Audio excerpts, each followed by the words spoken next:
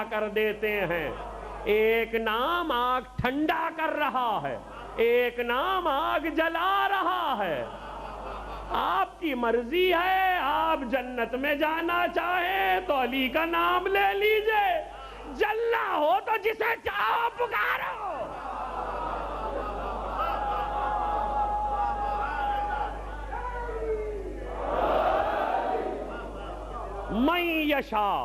من یشاء پہ گفتگو رکی ہے تو اس لیے آج اسے مکمل کر دیں, کل یہیں سے آگے بڑھ جائیں گے. من یشاء یہ ہے کہ جو چاہے, مگر اب جو چاہے میں ایک بہت خطرناک پہلو ہے وہ بھی عرض کر دوں. جو چاہے 13 معصوموں تک, 11 ائمہ تک معنی بالکل صاف ہے. 12ویں پر آ کر من یشاء کے معنی کرید نہیں ہے, یہ بھی عرض کر دوں. من یشاء کا مطلب یہ نہیں ہے کہ کوئی کریدنا شروع کر دے. آپ کہیں کریدنا کیا ہے؟ جی ہاں, یہ جو حضرت کا نام لینا منع ہے زمانہ غیبت میں, اس کی وجہ کیا ہے؟ اس کی وجہ یہ ہے کہ امام نے فرمایا جس نے زمانہ غیبت میں میرے وارث کا نام لیا, نام وہی ہے جو رسول کا ہے. جس نے نام لیا اس نے ان کی طرف اشارہ کیا, جس نے اشارہ کیا اس نے نشاندہی کی, جس نے نشاندہی کی اس نے پتہ بتایا, جس نے پتہ بتایا اس نے دشمن کو باخبر کیا, جس نے دشمن کو باخبر کیا وہ ہم میں سے نہیں ہے. یہ راز ہے. اس کا مطلب ہے کریدنے کی اجازت نہیں ہے. من یشاء دل سے چاہو, زبان سے نہیں. من یشاء دل سے چاہو. تقریر ختم ہو رہی ہے لیکن معنی مکمل کر دوں. دل سے چاہو, زبان سے نہیں. من یشاء جستجو زبان سے نہ ہو. ایسا نہ ہو کہ صبر ہاتھ سے چلا جائے. زمانہ وہ تھا کہ ابھی آپ کے 11ویں امام بظاہر حیات ہیں اور وکیل ہیں جن کا نام آپ جانتے ہیں, عثمان ابن سعید, 4 نواب 4 میں سے ایک ہیں. عثمان ابن سعید کے پاس بہت لوگ آئے مولا کے چاہنے والوں میں سے, اور فردن آتے تھے اور کہتے تھے بھئی آخر کیا بات ہے, یہ بات کھلتی کیوں نہیں کہ حسن عسکری کا کوئی بیٹا ہے کہ نہیں. توجہ کیجئے گا, اس واقعے میں تشیع کی نفسیات بھی موجود ہے اور امام نے یہ بھی بتایا کیا ہے اور کیا ہونی چاہیے. تو کہنے لگے کہ آخر یہ بات کھلتی کیوں نہیں کہ حسن عسکری کا کوئی بیٹا ہے کہ نہیں. 1 بار آئے, 2 بار آئے, 3 بار آئے, لوگ بڑھنا شروع ہوئے. کہیں سے خبر آتی ہے, کہیں سے خبر آ رہی ہے نہیں ہے, کہیں سے خبر آ رہی ہے, کہیں سے خبر آ رہی ہے نہیں ہے. آخر تم لوگ بتاتے کیوں نہیں ہو؟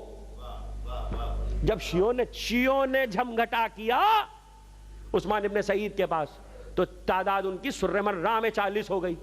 سر من راہ میں 40 شیعوں کی تعداد بہت بڑی بات ہے. اس کی وجہ یہ کہ سر من راہ میں کبھی کوئی شیعہ رہا ہی نہیں, سامرہ میں شیعہ آبادی ہی نہیں تھی, یہ سب باہر کے آئے ہوئے تھے. وہ دن ہے آج کا دن ہے, سامرہ میں کبھی بھی شیعہ نہیں تھے, ابھی بھی نہیں تھے. جب عسکرین کا سانحہ ہوا تب بھی کوئی شیعہ سامرہ میں نہیں تھا, اب بھی نہیں ہے. سامرہ میں تمام آبادی غیر شیعہ حضرات کی ہے. 40 افراد دروازے پر بہت پریشان ہوئے, کہنے لگے اب کیا کروں, اس لیے کہ کتنا مطمئن کریں. تو ان 40 کو لے کر آپ کے 11ویں امام کے گھر پہ آ گئے. عثمان ابن سعید جب تقریر ختم ہو رہی ہے, جب 11ویں امام کے گھر پہ آئے تو کل میں گھر کا نقشہ بتا چکا.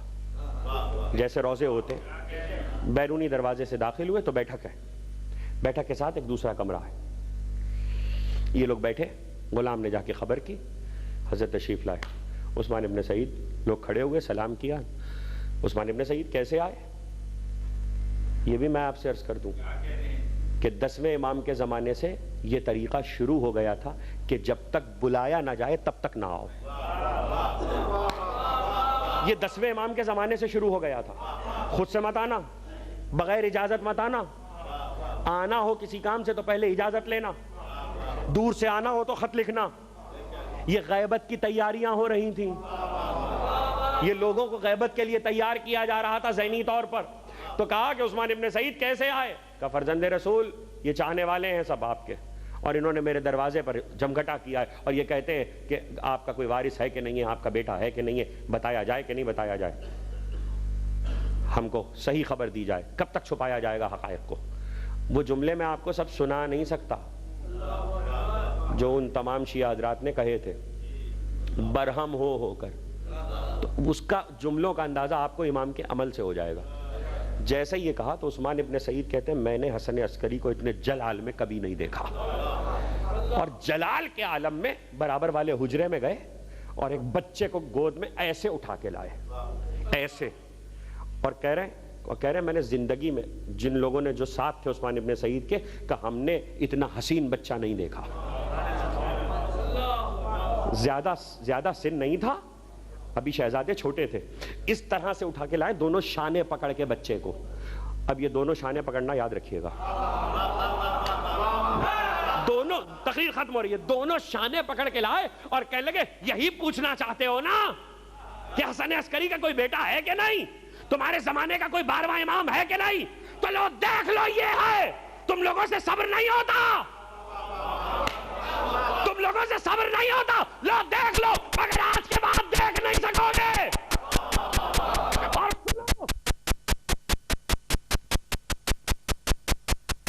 خدا آپ کی آنکھوں پہ رحمت نازل کرے، راستہ دو، حسین کی بیٹی آ رہی ہے۔ سید الساجدین کھڑے ہو گئے، کہا کیا کہا تو نے، کون آ رہا ہے، کہا حسین ابن علی کی بیٹی فاطمہ صغریٰ۔ ارے بھائی نے بہن کو دیکھا، اللہ یہ وقت آ گیا، اب بہن نے بھائی کو نہ پہچانا۔ سید الساجدین آگے بڑھے، صغریٰ بھائی کو پہچان لو، یہ بازاروں سے ہو کر آیا ہے، درباروں سے ہو کر آیا ہے، ارے یہ پیدل چلایا گیا ہے، اس کے گلے میں توق تھا، اس کے ہاتھوں میں ہتھکڑیاں، پاؤں میں بیڑیاں۔ ایک مرتبہ صغریٰ آگے بڑھی، زینب نبی کی قبر سے باتیں کر رہی تھی، بوبی اماں کہاں ہے، ارے میری بوبی اماں کہاں ہے۔ زینب نے کہا صغریٰ تم نے بوبی کو نہ پہچانا، کہا بوبی اماں یہ کیا عالم ہے، جب گئی تھی تو سر کے بال سیاہ تھے، اب آئی ہو تو سفید ہو چکے۔ کہا صغریٰ جس نے علی اکبر کا داغ دیکھا،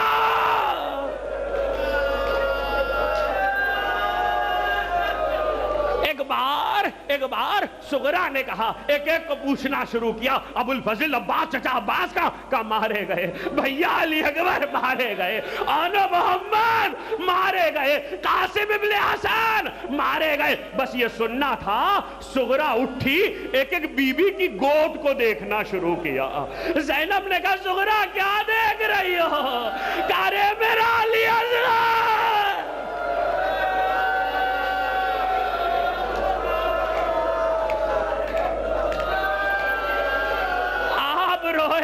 آپ نے گریہ کیا، میرے عزیزوں مگر چند جملے سن لو، اللہ اللہ علی اصغر بھی نہ رہا۔ ہاں مادر علی اصغر ام رباب کو اللہ نے 2 لال دیے تھے، ایک کو کربلا میں سلائی، ایک شام کے زندان میں ہے۔ ام رباب نے عہد کیا تھا جب تک زندہ رہوں گی میں اس وقت تک ٹھنڈا پانی نہیں پیوں گی، کبھی سائے میں نہیں بیٹھوں گی۔ مختل کہتا ہے جب حرملہ کا سر آیا تو سید الساجدین گھر میں آئے اور کہا بوبی اماں علی اصغر کے قاتل کا سر آ گیا، اب اماں سے کہیے کہ سائے میں آ جائیں، ٹھنڈا پانی پی لیں۔ زینب آئی، سید الساجدین آئے، کہا بی بی چلو، بھابی ام رباب سائے میں چلو۔ تو کہا بی بی میں نے وعدہ کیا تھا، اپنے والی سے عہد کیا تھا۔ زین العابدین نے کہا اماں میں کون ہوں، کہا بیٹا تم وقت کے امام ہو، کہا اماں میں حکم دیتا ہوں کہ سائے میں چلیے۔ ام رباب نے کربلا کا رخ کیا،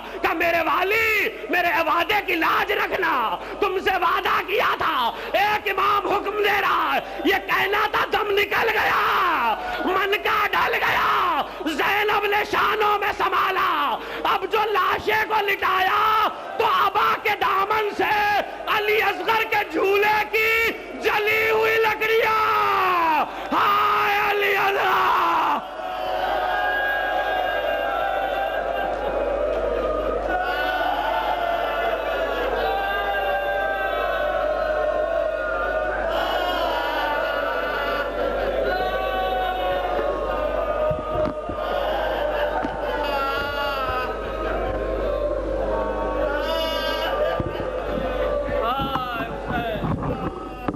اراکین انجمن ذوالفقار درخواست ہے کہ فرش اعضا پہ آئیں اور خانی مستی نظر نہیں کریں. اراکین انجمن دین کی قبر پہ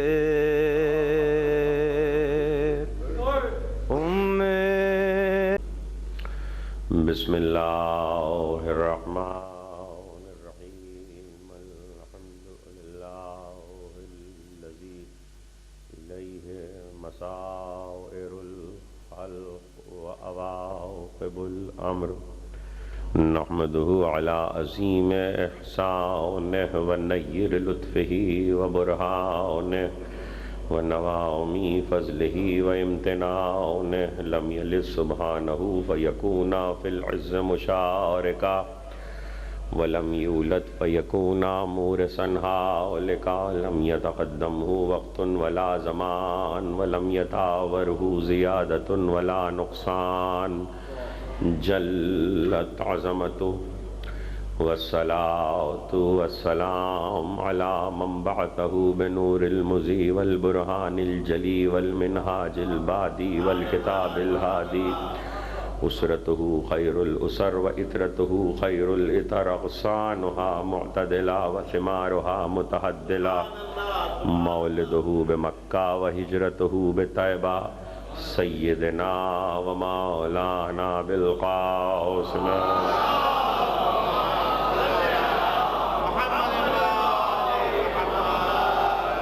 اہل بیتہ الطیبین الطاہرین المعصومین المظلومین الذین اذھب اللہ عنہم الرجس وطہرہم تطہیرا.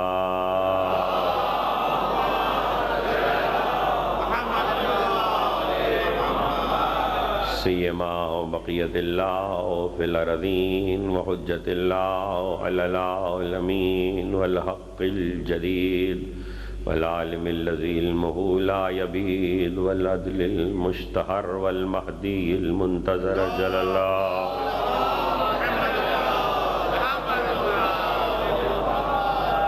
واللعنة الدائمة الباقية على أعدائهم ومنكر فضائلهم وغاصب حقوقهم أجمعين من يوم ظلمهم إلى يوم الدين.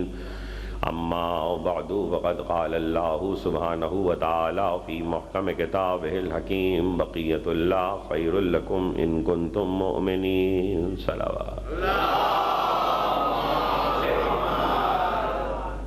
امام بارگاہ علیبہ میں کاروان علیبہ اور بزم علیبہ کے زیر اہتمام الوداعی مجالس خمسہ کے سلسلے کی چوتھی تقریر آپ حضرات سماعت فرما رہے ہیں بعنوان آخری چشمہ حیات. میں آپ کی مسلسل تشریف آوری اور توجہات پر شکر گزار ہوں. معصوم عالم آپ کو اجر عظیم کرامت فرمائیں. گفتگو ہے آخری چشمہ حیات پر. وہ کہ جو مرکز حیات ہے نسلاً، وہ جو چشمہ حیات ہے نسلاً. دیکھیے یہ جو چشمے ہیں ان چشموں کی بھی عجیب کہانی ہے. یہ زمین سے پھوٹتے ہیں، جاری ہوتے ہیں، لیکن چشموں میں وراثت نہیں ہوتی. چشموں میں میراث نہیں ہوتی. ضروری نہیں ہے کہ چشمہ جس مقام سے کل جاری ہوا تھا اسی جگہ سے آج جاری ہو. جاری ہو گیا تو ہو گیا، بند ہو گیا تو ہو گیا. چشموں میں وراثت نہیں پائی جاتی. یہ حیات کا وہ چشمہ ہے کہ جو وراثتاً بھی چشمہ حیات ہے، نسلاً چشمہ حیات ہے. پانی انسان کی پہلی بنیادی ضرورت. دوسری ضرورت جس پہ ہم کل گفتگو کر رہے تھے وہ ہے روشنی، وہ ہے ہدایت، وہ ہے نور. اللہ نور السماوات والارض. اللہ زمین و آسمان کا نور ہے. مثل نورہ کمشکات فیہا مصباح. والمصباح فی زجاجۃ والزجاجۃ کأنہا کوکب دری یوقد من شجرۃ مبارکۃ زیتونۃ لا شرقیۃ ولا غربیہ یکاد زیتها یضیء ولو لم تمسسہ نار نور علی نور یہدی لنورہ من یشاء۔ اللہ اپنے نور کی مثال، کل میں ایک اسم الہی پہ گفتگو کر رہا تھا کہ وہ اسم ہے ہو، جو تخفیف کے ساتھ بھی قرآن میں آیا ہے، یعنی لفظی خفیف ہو کر بھی آیا ہے، اور جب واو گرتا ہے تو خالی ہے رہ جاتی ہے، جسے عربی میں ہاں کہتے ہیں، اور یہ ہاں اس میں ضمیر کے طور پر استعمال ہوتی ہے، لیکن اگر اللہ کی طرف اشارہ ہے اس ہاں کی ضمیر کا تو وہ ضمیر نہیں ہے، وہ اسم ہے۔ اگر وہ اللہ کے لیے آئی ہے تو وہ ضمیر نہیں ہے، وہ اسم ہے۔ یہ ترجمے کی مجبوری ہے کہ ترجمانی نہیں ہو رہی۔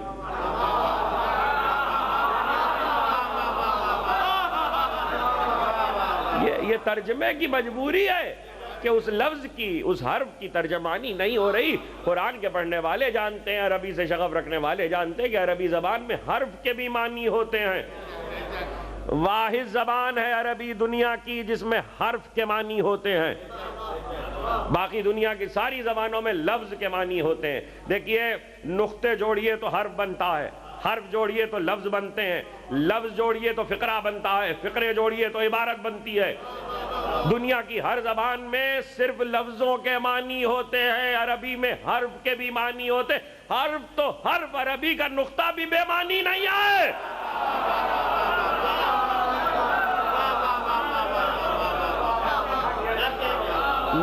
نقطے کے بھی معنی ہوا کرتے ہیں۔ یہدی مثل نور ہی، مثل نور ہی، اس کے نور کی مثال۔ اب ترجمہ کرنے والے مجبور ہیں کہ یہی کہہ سکتے ہیں اس کے نور کی مثال، ورنہ یہی یاد رکھیے گا، مثل نور ہی، یہی، اسی ہی میں کمال ہے، یہ ہی نہیں ہے، یہ ہو ہے۔ یہ چونکہ مجرور آ رہا ہے اس لیے ہی ہے، یعنی جر کے مقام پر ہے، زیر دیا گیا ہے اس کو۔ مثل نور ہی کمشکات فیہا مصباح والمصباح فی زجاجۃ والزجاجۃ کأنہا کوکب دری یوقد من شجرۃ المبارکہ۔ اس نور کی مثال اللہ کے نور کی مثال، اللہ کا نور۔ اللہ حدوں میں نہیں سماتا۔ دیکھیے، کچھ مبادیات ہیں، کچھ بدیہی چیزیں ہیں اور کچھ ابتدائی چیزیں ہیں جن کا یاد رکھنا بہت ضروری ہے۔ اللہ کے لیے حدیں نہیں ہیں، اللہ کے لیے زمان و مکان نہیں ہے۔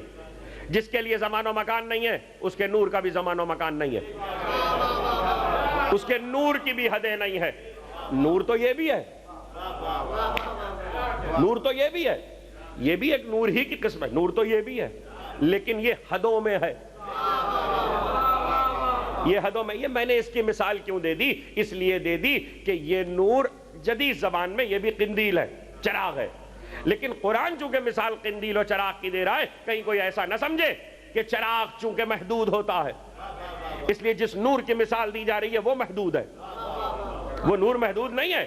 مثال دی ہے سمجھانے کے لیے، چونکہ اسی لیے آیت کو مثل نور ہی سے نہیں شروع کیا۔ اللہ نور السماوات والارض، اللہ زمین و آسمان کا نور ہے، یعنی توحید، توحید سمجھا رہا ہے، توحید۔ مثل نور ہی کمشکات فیہا مصباح، جیسے ایک چراغ ہے، چراغ قندیل میں ہے، قندیل فانوس میں ہے، اور یہ سب مل کر یوں جگمگا رہے ہیں جیسے کوکب دری ہے، جیسے ستاروں کا جھرمٹ ہے۔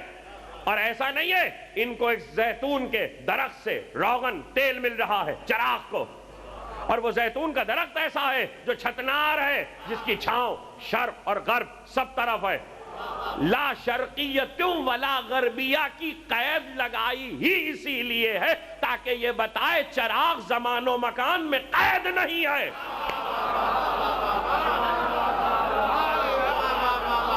لا شرقیت ولا غربیہ، شرق و غرب کی حدود میں نہ ڈھونڈنا، اس کے لیے مکان نہیں ہے، اس کے لیے زمان نہیں ہے، یہ مکان و زمان و مکان کی وسطوں سے ماورا ہے۔ اچھا تو اسے زیتون کے ایک تیل روغن زیتون کے درخت سے روغن مل رہا ہے اور وہ جل رہا ہے، مسلسل روشن ہے، مسلسل روشن ہے، اور صرف ایسا ہی نہیں ہے وَلَوْ لَمْ تَمْسَسْهُ نَارٌ، آگ اسے چھو نہیں سکتی، عجیب چراغ ہے، آگ نہیں چھو سکتی۔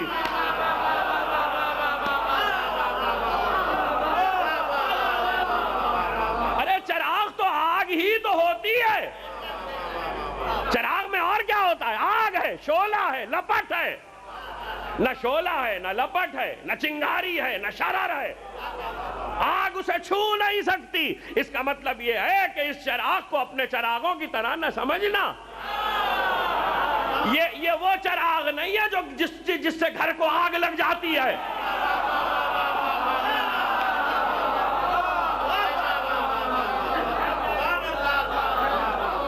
یہ وہ چراغ نہیں ہے، اس چراغ کو اپنے چراغوں کی طرح نہ سمجھنا، آگ اسے نہیں چھو سکتی۔ اب جب کہہ دیا آگ نہیں چھو سکتی، نہ حدیث ہے نہ روایت ہے، میں تو ابھی قرآن پڑھ رہا ہوں، سیدھا سیدھا ترجمہ ہے سورہ، اس آیت کی وجہ سے سورہ بھی سورہ نور ہو گیا،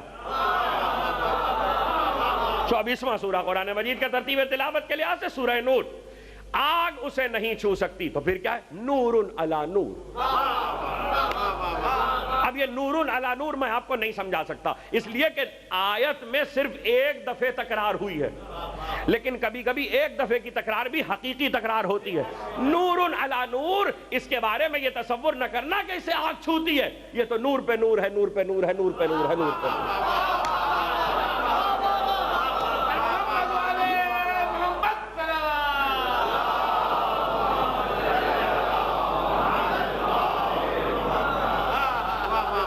یہ تو نور پہ نور ہے، نور پہ نور ہے، نور علی نور۔ راوی نے بڑھ کر معصوم سے پوچھا یہ نور علی نور کیا ہے؟ یہ نور علی نور کیا ہے؟ اب دیکھیے معصوم نے کیسے سمجھایا، 2-3 مثالیں موجود ہیں، ساری روایتیں الگ الگ ہیں، میں یکجا کر کے آپ کی خدمت میں عرض کر رہا ہوں۔ ظاہر میں سمجھنا چاہ رہے ہو تو فتح مکہ میں آ جاؤ، اگر ظاہر سے سمجھنا چاہ رہے ہو تو فتح مکہ میں آ جاؤ، نور علی نور۔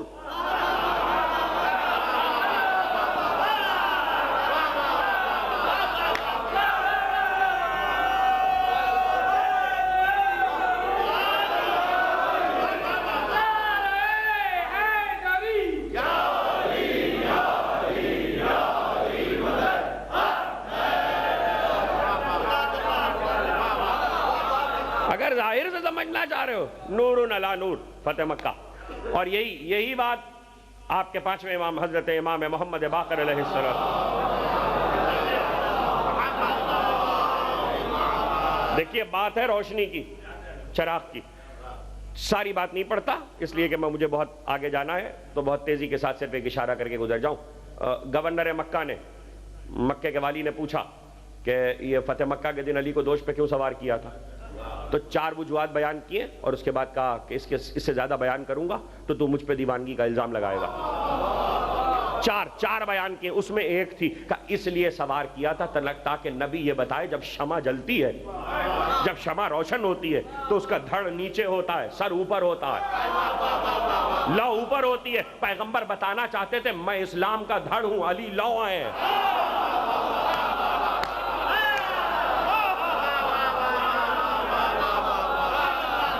علی لا ہے، علی لا ہے، مگر یہ نہیں، آگ نہیں چھو سکتی۔ راوی نے پوچھا امام سے، 5ویں ہی امام سے پوچھا یہ نور علی نور کیا ہے؟ کہنے لگے اس کو یوں سمجھ لے کہ ایک جانے نہیں پاتا کہ اگلا پہلے سے ہوتا ہے، ایک جانے نہیں پاتا کہ اگلا پہلے سے ہوتا ہے، پہلا تھا تو اس کے جانے سے پہلے 2 تھے، تیسرا گیا تو پھر 2 تھے۔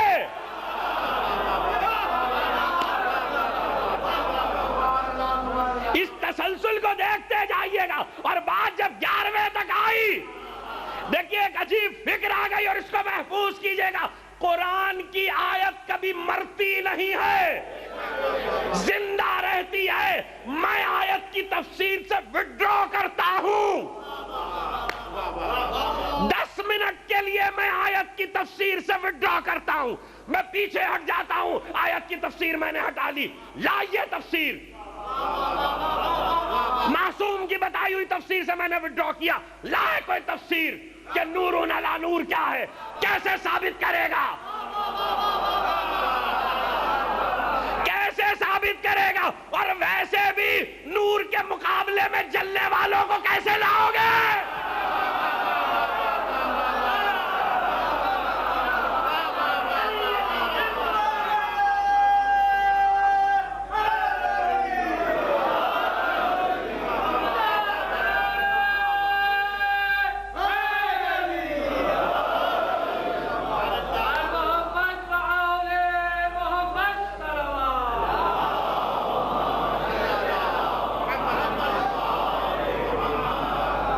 اسلام کے لیے دعوت ہے جو قرآن فہمی کا ذوق رکھتا ہو یا شوق رکھتا ہو تفسیر لائے اس آیت کی، کوكب دری تک تو کچھ بھی کہہ لے گا، نور علی نور کا کیا کرے گا؟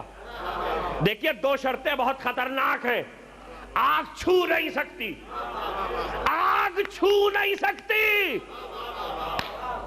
آگ چھو نہیں سکتی، ثابت کرنا پڑے گا، جو ثابت نہیں کر سکے گا وہ تفسیر میں نہیں آ سکتا۔ آج بھی لوگ زندہ ہیں، آگ میں ہاتھ ڈال کے دکھائیں، نہیں جلے گا تو مانوں گا۔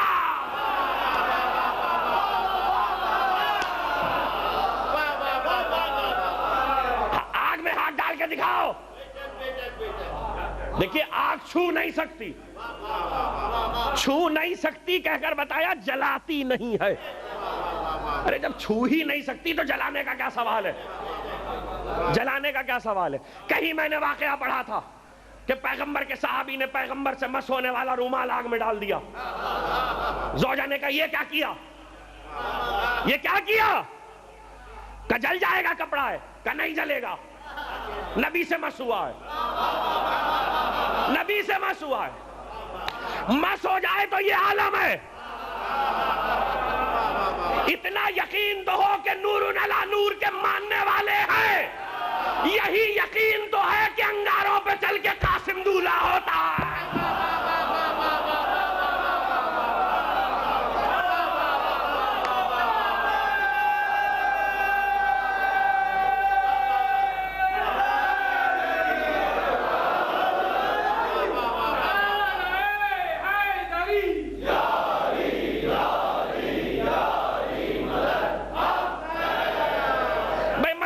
بات کو سمجھانا ہے، جٹ لائن کی مجلسوں میں نے ایک اشارہ کیا تھا، میرے وہ احباب جو وہاں موجود تھے مجھے معاف کریں گے، اور واقعہ چونکہ تاریخ کا ہے، لو لم تمسس نارون، آگ نہیں چھو سکتی۔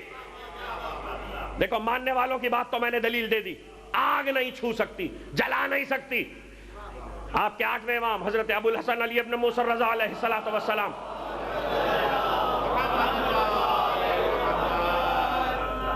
مامون نے کہا یہ کوئی آیا ہے لے کر اور کہہ رہا ہے پیغمبر کے منہ مبارک ہیں، 4 ہیں، 4 بال ہیں پیغمبر کے۔ امام رضا نے کہا آگ میں ڈال دو، نبی کے ہوں گے تو جلیں گے نہیں، آگ میں ڈال دیا گیا، 3 جل گئے، 1 رہ گیا۔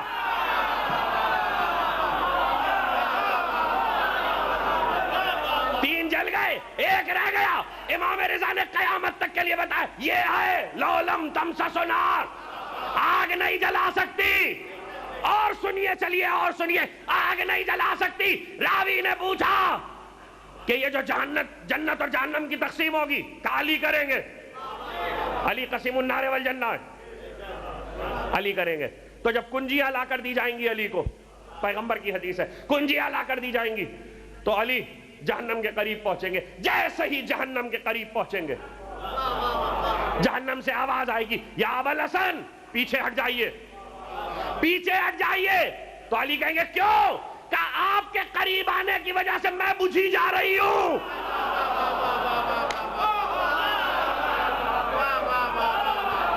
میں ٹھنڈی ہو جاؤں گی، جہنم کہہ رہا ہے، آگ کہہ رہی ہے آگ قریب نہیں آ سکتی۔ یہ پہلی شرط ہے۔ دوسری بات ہے نور علی نور۔ کیسے ثابت کرو گے نور علی نور؟ ثابت کیسے کرو گے؟ ایک بنا کے لاؤ گے؟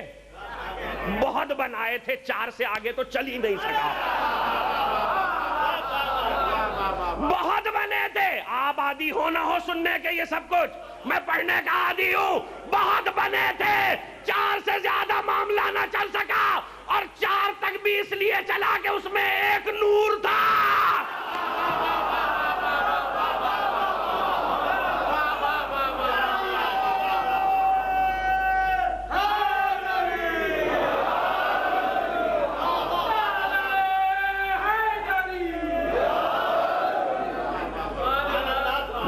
نور علی نور، کہاں سے لاؤ گے؟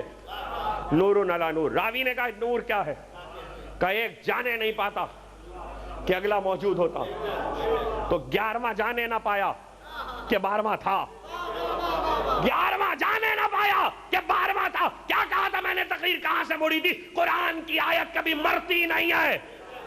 قرآن اٹھائیے، آیت تو آج بھی زندہ ہے نا، آیت زندہ ہے تو تفسیر ہونی چاہیے۔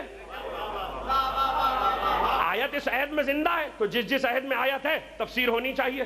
تو اس عہد میں کوئی نور علی نور کی تفسیر ہو؟ یہ آیت بتا رہی ہے کہ 12واں زندہ ہے۔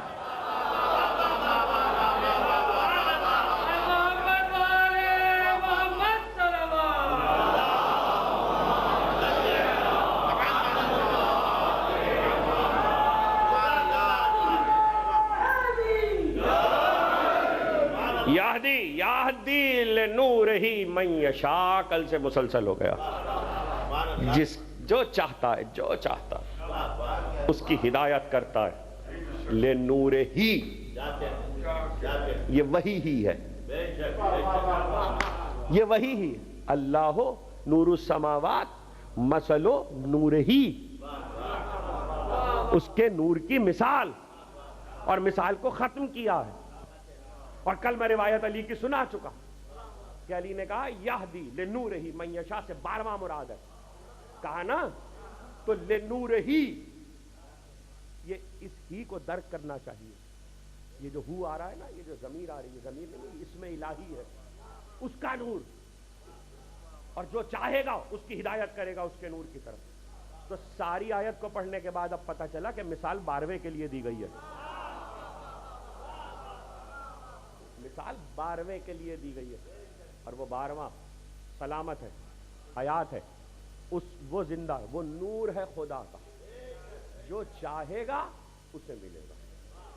اچھا، چاہنا، کل تقریر اسی منزل پہ رکی تھی، چاہنا قرآن کہہ رہا ہے یریدون لیطفئوا نور اللہ بافواہہم واللہ متم نورہ،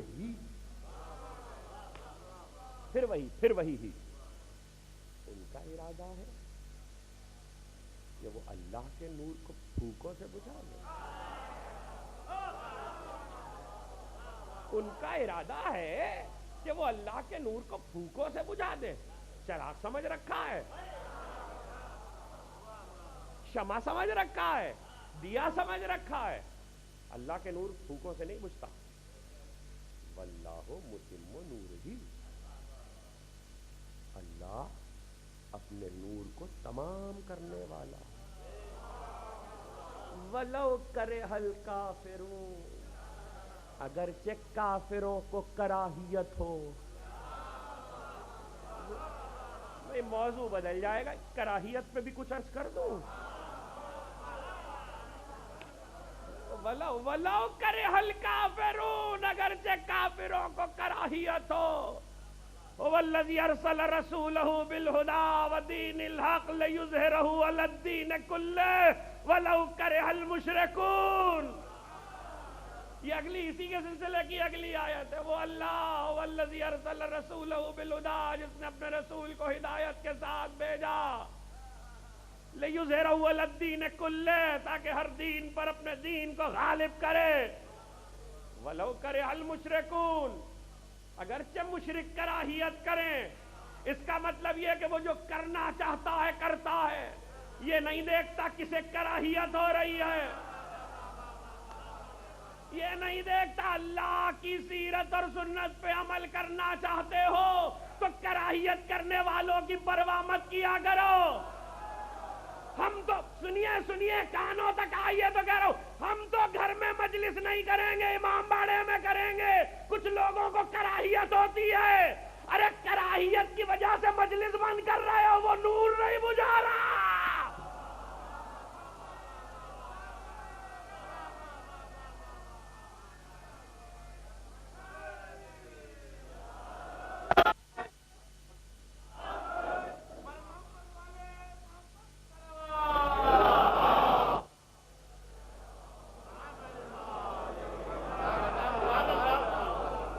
جسے کراہیت ہو رہی ہے وہ ہوتا ہی رہے، اس لیے کہ کراہیت کرنے والوں کی پرواہ آپ کہاں تک کریں گے؟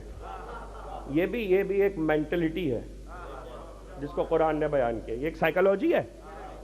ہم یہ کام اس لیے نہیں کر رہے ہیں کہ کسی کو برا لگ رہا ہے، اول تو آپ کی طرف دیکھی کوئی نہیں رہا، اب کہاں کس چکر میں پڑے ہیں آپ؟ کوئی نہیں دیکھ رہا، کسی کو اتنی فرصت نہیں ہے، اور رہ گیا اگر اسی بات پر سارے فیصلے کریں گے کہ کس کو برا لگا کس کو نہیں لگا، تو پھر آپ زندگی میں کچھ کر ہی نہیں سکتے، پھر آپ اللہ اور رسول کی اور ائمہ کی مرضی پہ عمل نہیں کر سکتے، پھر تو انہی لوگوں کی مرضی پہ عمل کیجئے جنہیں برا لگتا ہے۔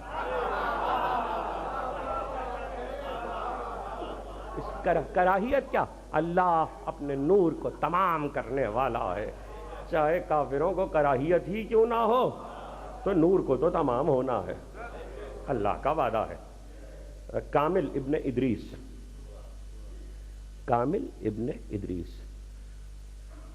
داخل ہوئے بزم میں، گھر کا نقشہ بیان کر چکا ہوں، آج بھی کچھ گھر کا ذکر ہوگا۔ بتوفیق الہی بتائیے محمد وآل محمد داخل ہوئے، حضرت کو سلام کیا، بیٹھک میں جہاں پہ نشستگاہ تھی وہاں بٹھایا گیا، حضرت برآمد ہوئے۔ حضرت کی جو 11ویں امام کا گھر، جن لوگوں نے سرہ منڈا میں آپ کے روضے کی زیارت کی ہے، انہوں نے دیکھا ہے کہ روضے کا احاطہ ماشاءاللہ کافی بڑا ہے۔ یوں بھی وہ جو گنبد شہید ہوا وہ سارے ائمہ کے روضوں میں سب سے بڑا گنبد تھا، 72,000 سونے کی اینٹیں، خالص سونے کی 72,000 اینٹیں اس گنبد میں تھیں۔ وہ گھر اس وقت جتنا روضہ ہے، جو احاطہ ہے روضے کا، تقریباً اتنا ہی گھر تھا۔ گھر کے 4 حصے تھے، 4 حصوں میں بٹا ہوا تھا، اور 4 حصوں میں 4 خاندان ہی کے مختلف طبقے رہتے تھے۔ اس کی تفصیل شاید کل عرض کروں۔ ایک بار یہ داخل ہوئے تو یہ جو بیٹھک تھی یہ بیرونی حصے میں تھی، اور اس کے بالکل ساتھ ایک حجرہ تھا۔ اس حجرے اور اس بیٹھک کے درمیان میں جو دروازہ تھا اس پہ پردہ پڑا ہوا تھا، پردہ تھا، اور پردے کی کیفیت یہ تھی کہ پردہ ہٹتا تھا تو جو کنیز اور غلام اس طرف گئے ہیں اور انہوں نے وہ حصہ دیکھا ہے، وہ بتاتے ہیں کہ اس طرف پورے حجرے میں صرف یہی ایک دروازہ تھا، دوسرا کوئی دروازہ نہیں تھا جو ادھر ہی کھلتا تھا، یعنی گھر کے دوسرے حصے میں اس کا کوئی دروازہ نہیں کھلتا تھا۔ یہ پردے کی جو داستان ہے اہل بیت کے گھر کی، اس کو بھی سمجھنا بہت ضروری ہے۔ اسی 11ویں امام کے اسی گھر میں ایک حصہ وہ تھا جو جناب نرجس خاتون کا حصہ تھا، چوتھا حصہ جناب نرجس خاتون کی ملکیت تھا، اور اس طرح ملکیت تھا کہ 12ویں کی ولادت کے بعد، دنیا میں آنے کے بعد، وہاں کے دروازوں پہ جو پردے پڑے رہتے تھے ان پردوں کو کوئی ہٹا نہیں سکتا تھا، اور لکھا یہ ہے، غلاموں اور کنیزوں کی روایت یہ کہ مستقل پڑے رہتے تھے، 12ویں کے بعد وہ پردے مستقل پڑے رہتے تھے۔ اچھا، پردے کے بارے میں آپ سے یہ عرض کر دوں کہ بنی ہاشم کے گھر میں اگر حجرے کے دروازے پر پردہ پڑا ہے تو اس کا مطلب یہ کہ کسی کے لیے بھی حجرے میں آنا منع ہے، کسی کے لیے بھی، چاہے وہ گھر کا کوئی بزرگ ہی کیوں نہ ہو۔ میں اس کی تفصیل آپ سے عرض کر رہا ہوں۔ حضرت باب الحوائج امام موسی کاظم علیہ السلام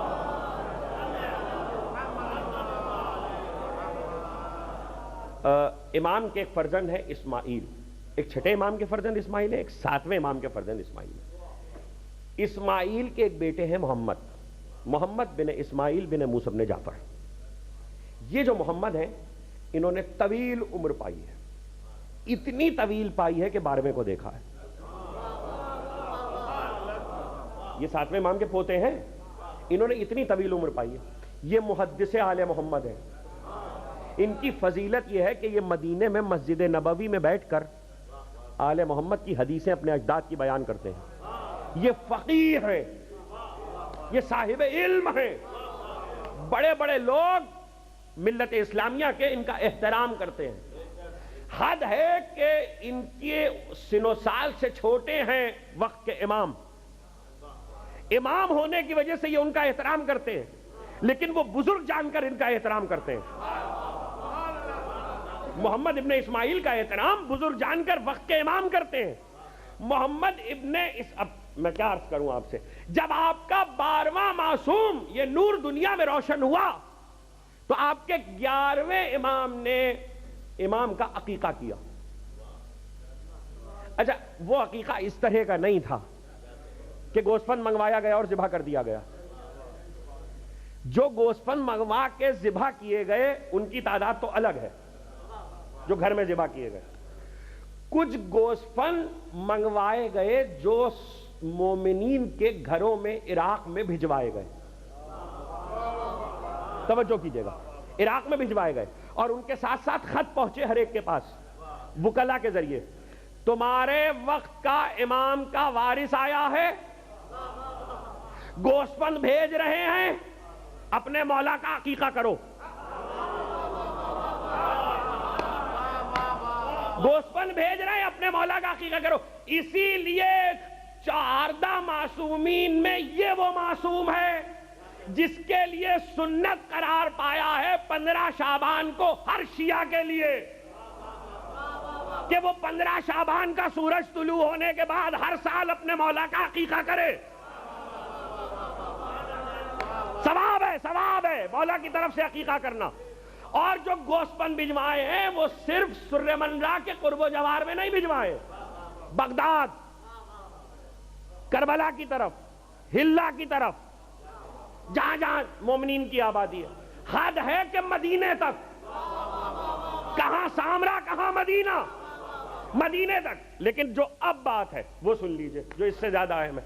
اچھا، جو گوسفند خود ذبح کروایا عقیقے کے نام پر، اس کا گوشت بھی بھجوایا، گوشت بھیجا یا گوسفند بھیجے، جس مومن کے گھر میں گیا اس تاکید کے ساتھ گیا کہ صرف اس مومن کے پاس گوشت بھیجنا جو راز رکھ سکے۔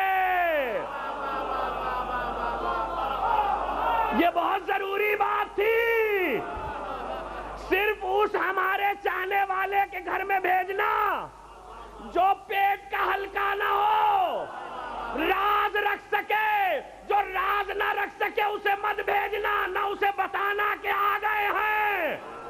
امام نے بتایا ہمارے ہو تو رازدار بن کے رہو۔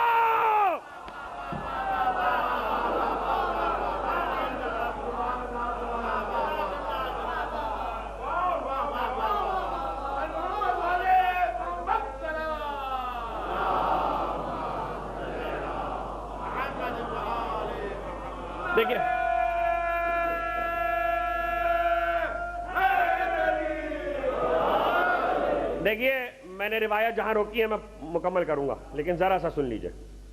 رازدار بن کے رہو، ایسے مومن کو خوشی میں نہیں شریک کیا جو جلدی سے کسی سے کہہ دے۔ اس کا مطلب ہے مومنوں میں ایسے ہیں۔ اچھا، یہ مرحلہ نہ اس وقت تھا، ایسا نہیں ہے کہ صرف اس وقت تھا، یہ آج بھی مسئلہ ہے۔ ادھر مولا کی فضیلت سنی، ادھر جلدی سے 4 کے بازو پکڑے۔ آؤ تم بھی سن لو۔ پہلے یہ پتا ہونا چاہیے کہ وہ فضیلت تو نہیں ہے جسے راز رکھنا ہے۔ میں عرض کر رہا ہوں، آپ سے بات چھیڑ دی ہے میں نے، 12ویں کا ذکر ہے۔ دیکھیے آپ کے چھٹے امام جعفر صادق علیہ السلام، معصوم کبھی متفکر نہیں ہوتا، معصوم کبھی پریشان نہیں ہوتا، معصوم کو فکریں نہیں ہوتی۔ انسان کے بیٹھنے کی کچھ حالتیں ایسی ہیں جس سے اس کی کیفیتیں ظاہر ہوتی ہیں۔ راوی کہتا ہے میں پہنچا تو حضرت ایسے گھٹنوں کو اٹھائے ہوئے، دونوں ہاتھ کونیاں اس پہ رکھے ہوئے, سر پکڑے ہوئے بیٹھے, سر پکڑے ہوئے. یہ جو سر پکڑے ہوئے بیٹھے, یہ بظاہر اگر کسی اور انسان کے لیے کیفیت ہو تو تفکر کی ہے, یہ پریشانی کی کیفیت ہے. وہ راوی یہی سمجھا کہ شاید مولا پریشان ہے. اس نے کہا فرزند رسول یہ کیا عالم ہے؟ تو اب جو جملہ ارشاد فرمایا, کہا آپ کی یہ کیفیت کیوں ہے؟ کہنے لگے سنو, میں اپنے چاہنے والوں کی اس عادت پر اس طرح بیٹھا ہوں کہ وہ راز نہیں رکھ سکتے.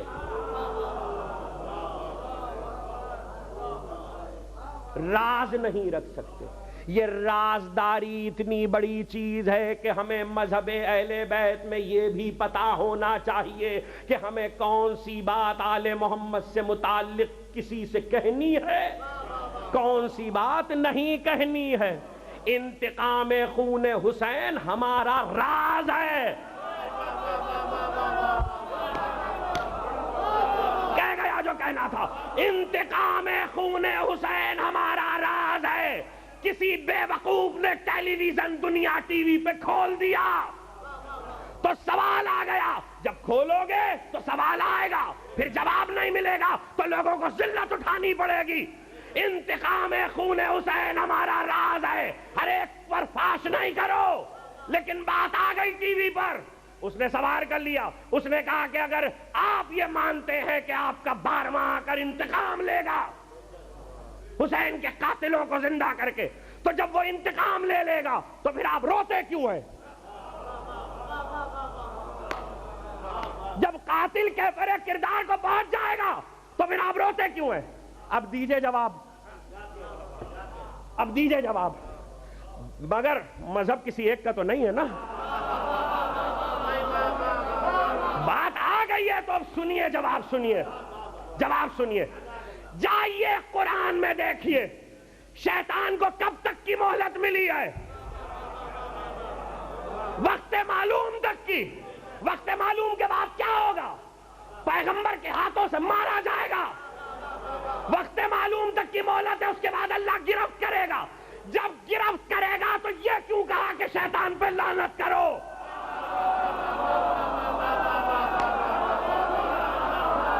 جب سزا مل ہی جائے گی تو لعنت کی کیا ضرورت ہے؟ آپ سمجھے اللہ نے 2 سزائیں رکھی ہے, ایک انتقام کے ذریعے, دوسری یہ رونا سزا ہے قاتل حسین کی. آنسو ہمارے گرتے ہیں, کلیجہ اس کا پھٹتا ہے.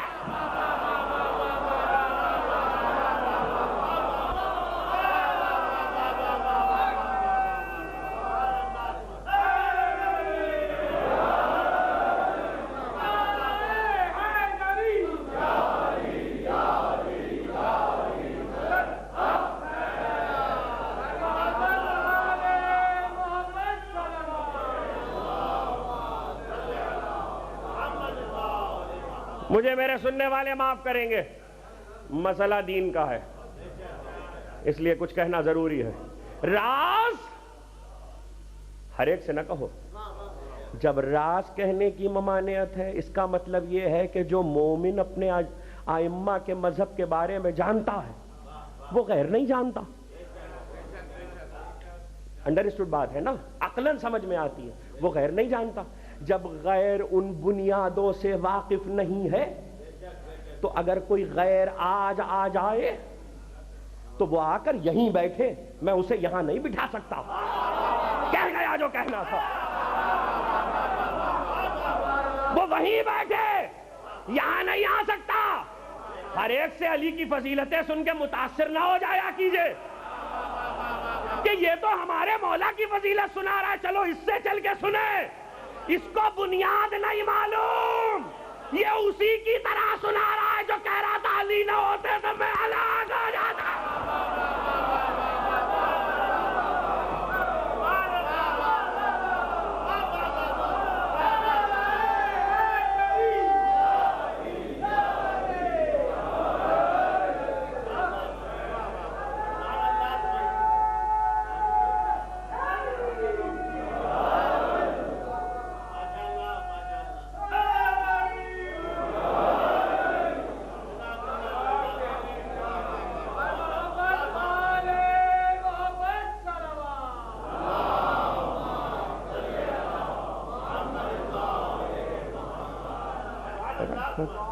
دیکھیں کوئی قبول کر کے آ جائے وہ اور ہے، لیکن اس کو بھی اتنی جلدی یہ نہیں دیا جا سکتا. دینے والے خطا کار ہیں، دینے والے گنہگار ہیں، غلطی کر رہے ہیں. آل محمد کی میراث اس طرح نہیں بانٹی جاتی.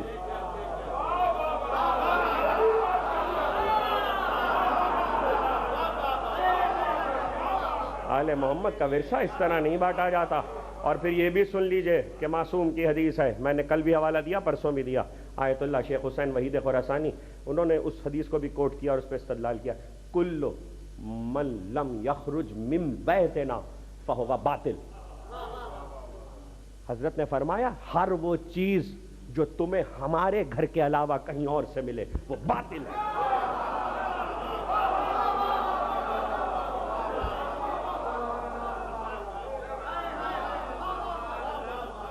وہ باطل ہے.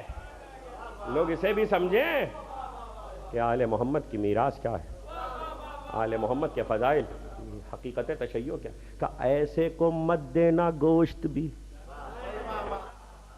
گوشت بھی مت دینا عقیقے.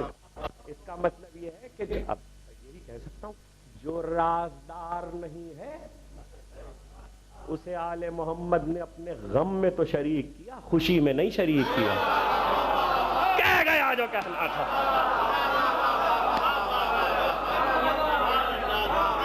غم اور خوشی کا فرق بھی لوگ یاد رکھیں.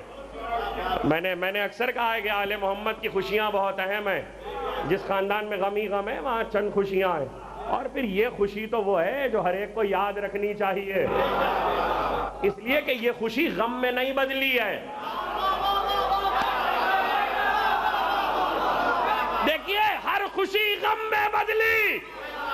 پہلا آیا شہید ہوا، دوسرا آیا شہید ہوا، تیسرا آیا شہید ہوا، چوتھا آیا شہید ہوا، 11 آئے شہید ہوئے. 12ویں کے آنے کی خوشی ابھی خوشی ہے، غم میں نہیں بدلی. خوشی تو منع.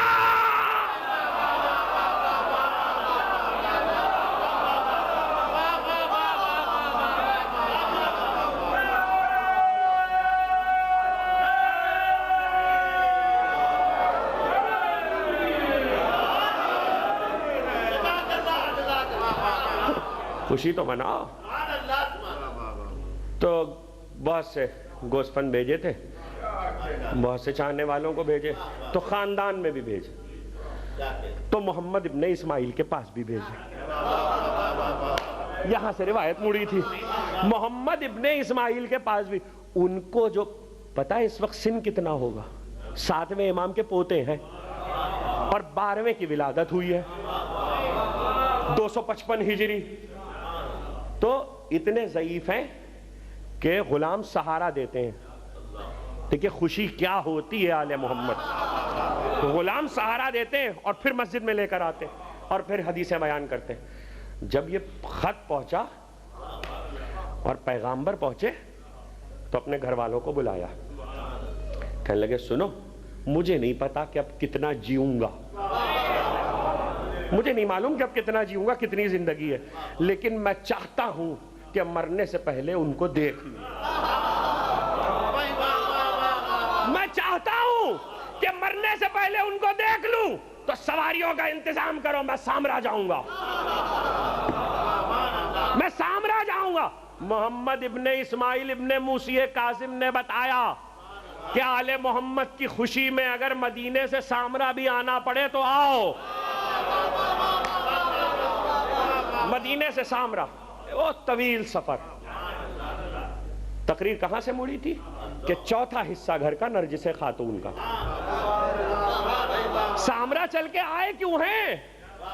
آئے کیوں ہیں؟ ملنے آئے ہیں، شہزادے سے ملنے آئے ہیں، زمانے کے امام سے ملنے آئے، صورت دیکھنے آئے ہیں. ارے بھائی آپ گھر کے بزرگ ہیں، آپ کو اب اس نئے شہزادے کی صورت دیکھنے کی کیا ضرورت ہے؟ یہاں کوئی صورتیں الگ الگ تھوڑی ہیں.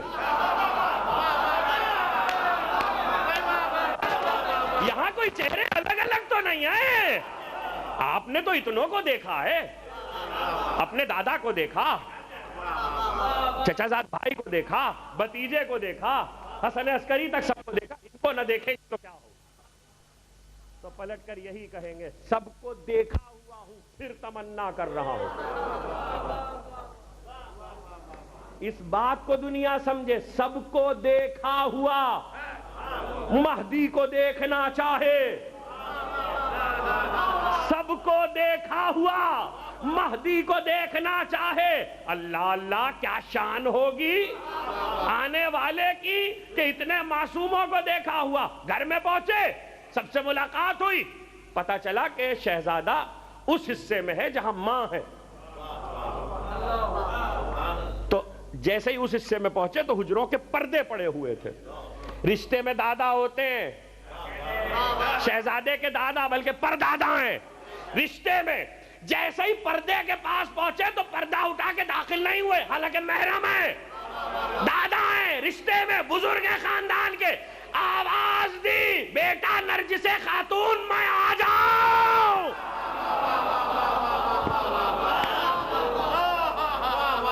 اب مجھے کچھ اجازت ہے, میں کچھ یاد دلا دوں. بیٹا میں آ جاؤں. امام کے پوتے صحیح, امام کے بیٹے صحیح, لیکن چونکہ امام نہیں ہے تو پردے پہ رک کے یاد دلایا. وہ یاد کرو, کسی نے کہا تھا چادر اٹھا کے میں آ جاؤں. یہ چادر تطہیر میں رہنے والے ہیں. یہ مہدی مصداق چادر تطہیر ہے, آیا تطہیر میں شامل ہے. اسی لیے فاطمہ و ابوہا و بالوہا و بنوہا 12ویں تک سب چادر تطہیر میں ہے. میں آ جاؤں جہاں یہ عالم ہے, اس گھر میں کامل ابن ادریس آئے. کامل ابن ادریس آئے ہیں ملاقات کے لیے. بیٹھک میں بیٹھے, آپ کے 11ویں امام برآمد ہوئے, حضرت امام حسن عسکری علیہ.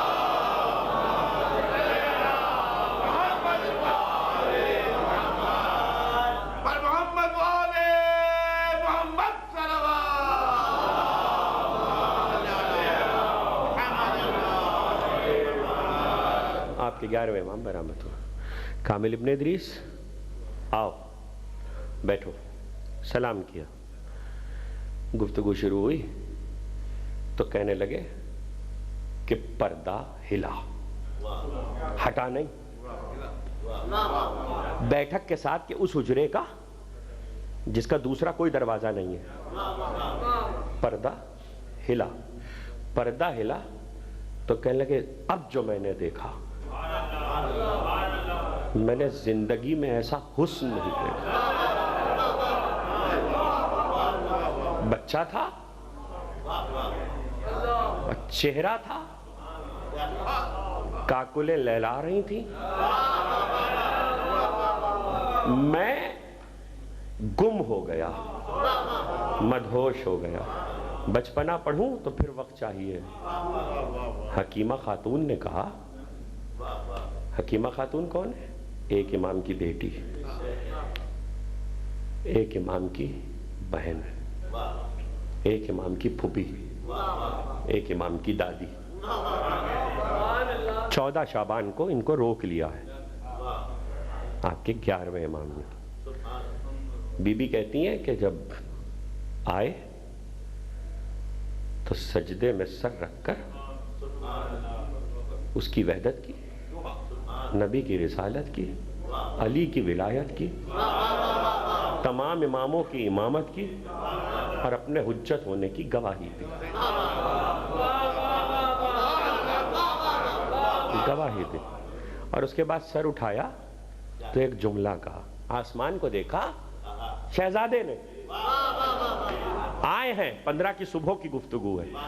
سر اٹھایا, آسمان کو دیکھا, کہنے لگے اللہم انجز وعدتنی, خداوندہ جو وعدہ تو نے مجھ سے کیا اسے پورا کر. ارے ذرا تیور تو دیکھیے. کائنات میں یہ فقرہ کہنے والے 2 ہی ہستیاں ہیں, تیسری کوئی ہستی نہیں. یا یہ فقرہ حسین نے کہا ہے یا آپ کے 12ویں نے کہا, خداوندہ جو وعدہ تو نے کیا ہے مجھ سے اسے پورا کر. اللہ اللہ. تو آواز آئی دوسرے حجرے سے، پھوپھی میرے لال کو میرے پاس لائیے.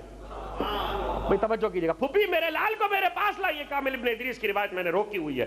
پھوپھی میرے لال کو میرے پاس لائیے. شہزادے کو لے کر پھوپھی آئیں، گود میں لیا، سینے سے لگایا.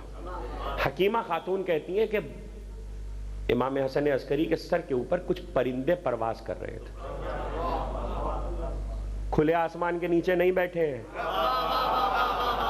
سفید رنگ کے کچھ پرندے سر کے اوپر پرواز کر رہے تھے.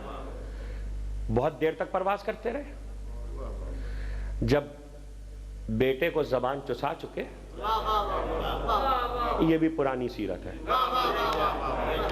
جب زبان دے چکے تو کہا پھوپھی اسے لے جائیے اور ان کی ماں سے کہیے کہ اسے دودھ پلائیں.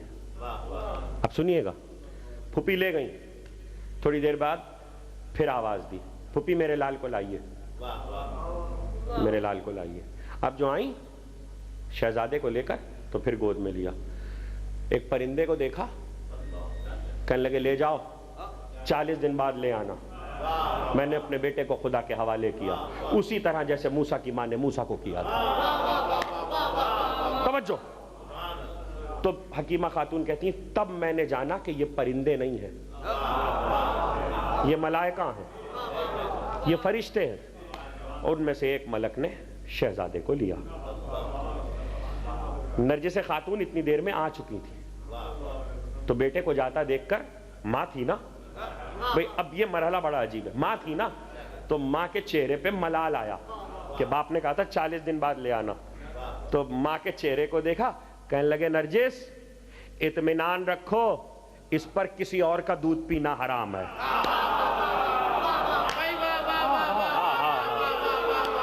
نرجس اطمینان رکھو، اس پر کسی اور کا شیر حرام ہے، یہ تمہارے پاس ہی آئے گا. 12واں تو کسی اور کا پیتا نہیں.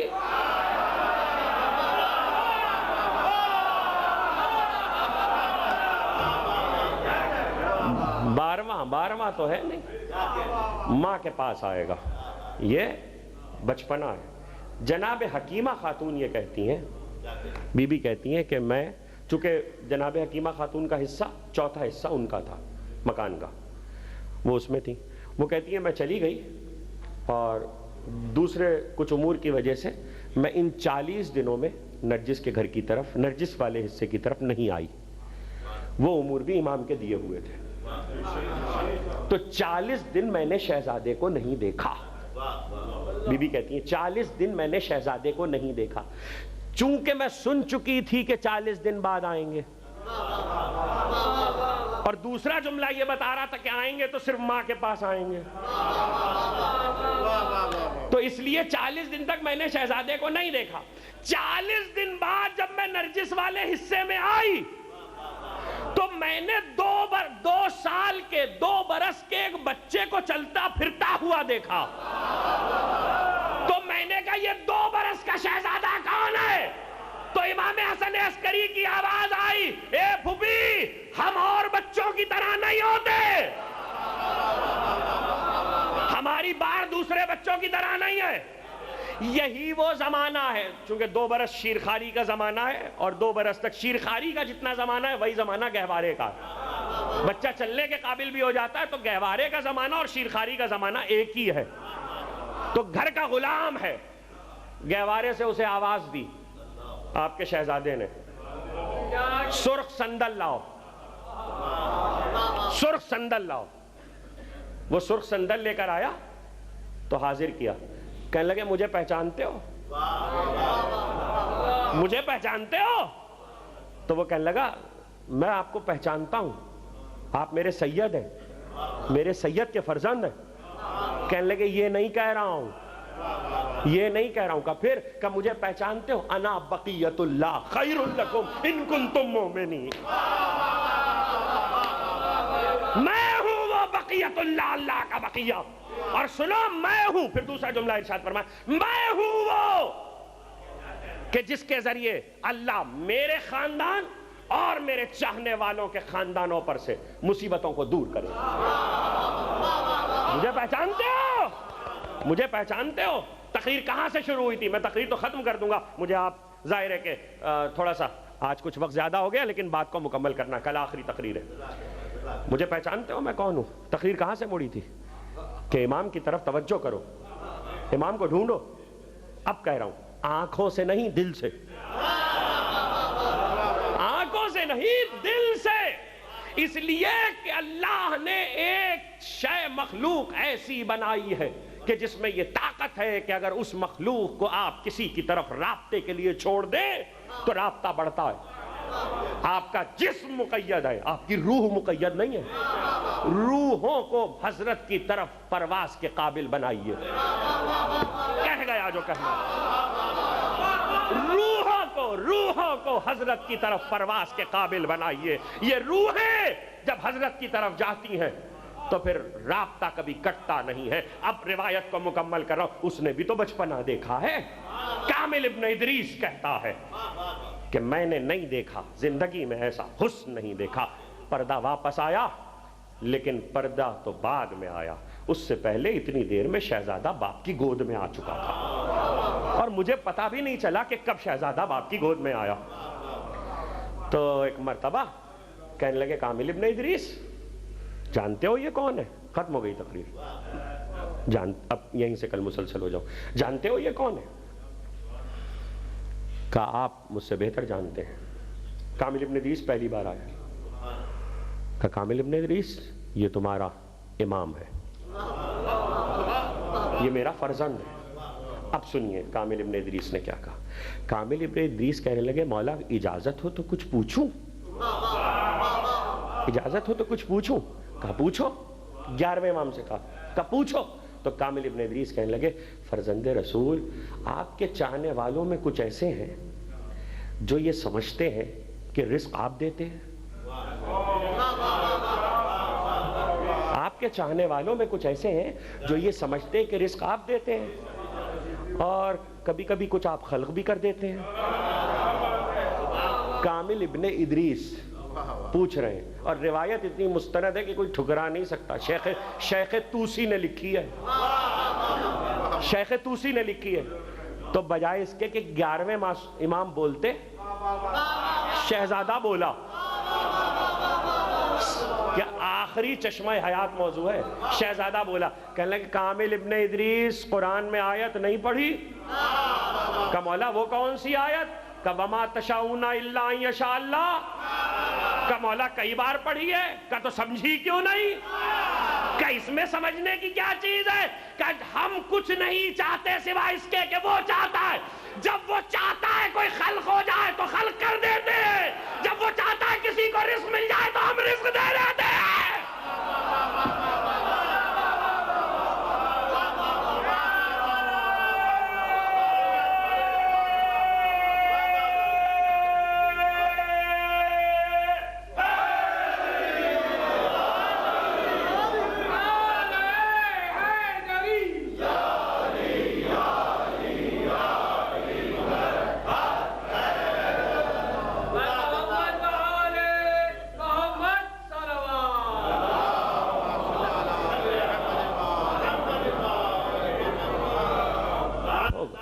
ہو گئی گفتگو۔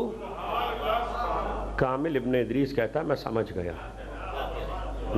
گیا کہ شہزادے نے کیا کہا۔ کل میں نے یہ عرض کیا تھا جس سے بعض احباب میں جملے سے غلط فہمی پیدا ہوگی۔ میرے پاس ٹیلی فون آیا کہ حضرت نے ان 40 افراد سے کہا جن کو عثمان ابن سعید لے کر آئے تھے کہ آج کے بعد تم نہیں دیکھ سکو گے، تو اس کا مطلب یہ ہے کہ شاید امام کو ہی اب کبھی کوئی نہیں دیکھ سکے گا۔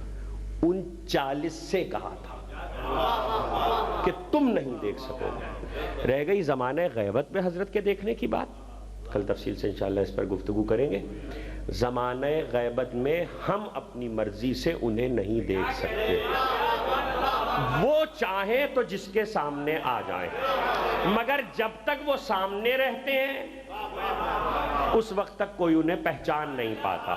جب وہ اوجھل ہو جاتے ہیں نگاہوں سے تب پتہ چلتا ہے کہ وہ آئے تھے، اور ایسا ممکن ہی نہیں ہے، اس لیے کہ معصوم نے فرمایا کوئی ہمارا چاہنے والا نہیں مرے گا جب تک زندگی میں ایک مرتبہ مہدی کی زیارت نہ کر لے. کچھ ایسے ہیں جو بار بار دیکھتے ہیں. کیا کہنے، بس ایک جملہ مجھے کامل ابن ادریس کا یاد رہ گیا کہ اس نے کہا کہ میں نے ایسا حسن نہیں دیکھا. جب وہ گھر ملا کہ جس گھر میں شہیدوں کے سر آئے،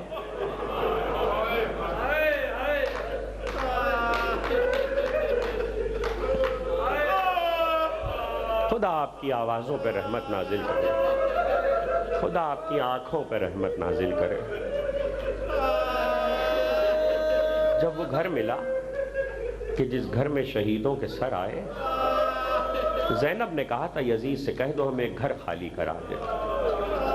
ہم اپنے شہیدوں کا ماتم نہیں کر سکے، ہم اپنے شہیدوں پہ رو نہیں سکے، اور اس سے کہہ دو کہ لٹے ہوئے تبرکات بھیج دے، میرے باپ اور بھائی کی جلی ہوئی مسند بھیج دے، میری ماں کی لٹی ہوئی چادر بھیج دے، اور یہ بھی کہہ دو کہ میرے شہیدوں کے سر بھیج دے. مقتل کی روایت یہ، جب سر آنا شروع ہوئے، علی اکبر کا سر آیا، ام لیلہ آگے بڑھی، علی اکبر کا سر آغوش میں لیا، ماتم کیا. قاسم کا سر آیا، ام فروہ آگے بڑھی، مسلم کے لاڈلوں کے سر آئے، رقیہ بی بی آگے بڑھی، عباس کا سر آیا، زوجہ عباس آگے بڑھی، حسین کا سر آیا، زینب آگے بڑھی. شام کی عورتوں نے دیکھا دو ننھے ننھے سر آئے جن پر رونے والا کوئی نہیں ہے.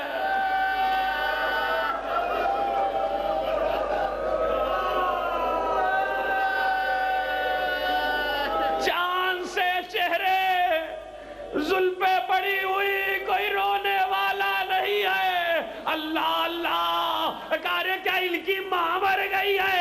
فضہ نے کہا ایسا نہ کہو، یہ زینب کے لاڈلوں کے سر ہیں، مگر بھائی کا ماتم کرے کہ بچوں کو روئے. ہاں ہاں، علی کی بیٹی زینب آل محمد کو نہیں روئی، علی اکبر کا ماتم کیا، قاسم کو روئی، بھائی کو روئی، عباس کو روئی، آل محمد کو نہیں روئی. مقتل کہتا قافلہ رہا ہو گیا مگر زینب آل محمد کو نہیں روئی. قافلہ مدینے آ گیا، زینب نبی کے روضے پر آئی، نانا سے باتیں کی، بھائی کا تذکرہ کیا، آل محمد کو نہیں روئی. زینب بقی میں ماں کی قبر پر آئی، کرتا ڈال دیا بھائی کا ماں کی تربت پہ، مگر آل محمد کو نہیں روئی. ہاں، ایک دن عبداللہ ابن جعفر آ گئے اور کہا سید الساجدین تمہاری پھوپھی گھر نہیں آتی.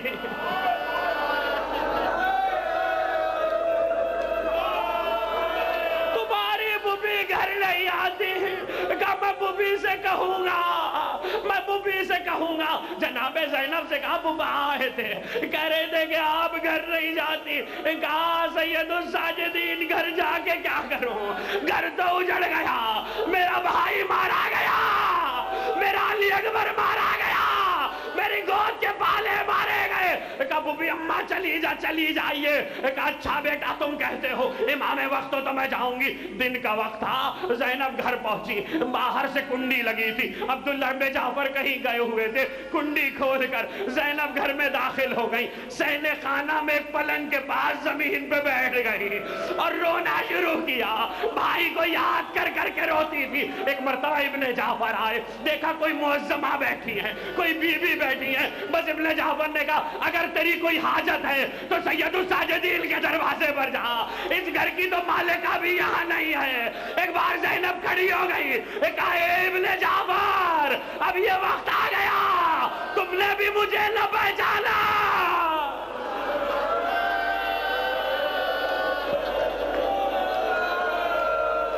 کالی کی بیٹی ہو گئی تقریر. آپ نے گریہ کیا, خدا آپ کی آوازوں پہ رحمت نازل کرے, خدا آپ کی آنکھوں پہ رحمت نازل کرے. ایک مرتبہ کھڑی ہو گئی کہ تم نے بھی مجھے نہ پہچانا. ابن جعفر کہتے ہیں بی بی یہ کیا عالم ہے, یہ کیا عالم ہے, جب گئی تھی تو یہ عالم نہ تھا, اب آئی ہو سر کے بال سفید ہو چکے, کمر جھک چکی, تو کہا ابن جعفر جس نے علی اکبر کا داغ دیکھا ہو, جس نے بھائی کے گلے میں چلتا ہوا خنجر دیکھا ہو, ارے عباس کے بازو کٹ گئے, قاسم کا لاشا پامال ہو گیا, ابھی یہ کہہ رہی تھی کہ آنا محمد کے حجروں پہ نظر گئی, آگے بڑھ کے دروازے کھولے, آواز دی اے میری گود کے بالو, ماں یہ بیٹا.